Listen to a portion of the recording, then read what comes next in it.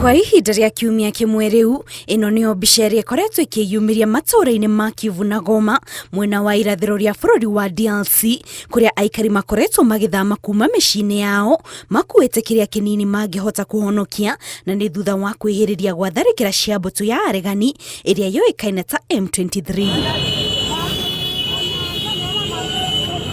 Burerĩkana gũkinyĩria rĩu andũ makĩria ma 400,000 nĩo mathamĩtio nĩ mbara ici, ũndũ ũrĩa ũtigĩte makiri ma bamĩrĩ itarĩ na irio, maĩ ona kana handũ ha kwamũkĩra motungata ma ũrigiti, gũkĩrĩkana namba ya andũ arĩa magurarĩtio ona nĩyo nene. The escalating conflict and deteriorating situation in Eastern Democratic Republic of Congo are a grave concern to the people and governments of East Africa.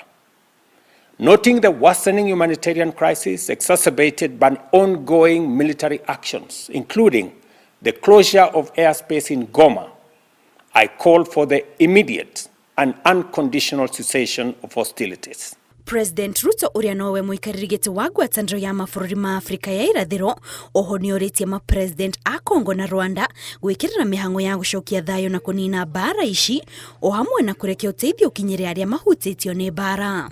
I emphasize the obligation of all parties to facilitate humanitarian access to affected populations and urge both sides to pursue peaceful means to resolving this tragic conflict. Kumana na kwĩhĩrĩria kwa mbara ici, rĩu Ruto augĩte ma-president a mabũrũri ma ngwatanĩro ya Afrika ya irathĩro nĩ megũcemania thĩinĩ wa mathaa 48 mokĩte nĩguo gwetha kĩhonia kĩa ngũĩ ici. Having consulted with the heads of state of our region, we will be convening an extraordinary East African Community Summit within the next 48 hours to facilitate and to deliberate on this crisis and chart a way forward.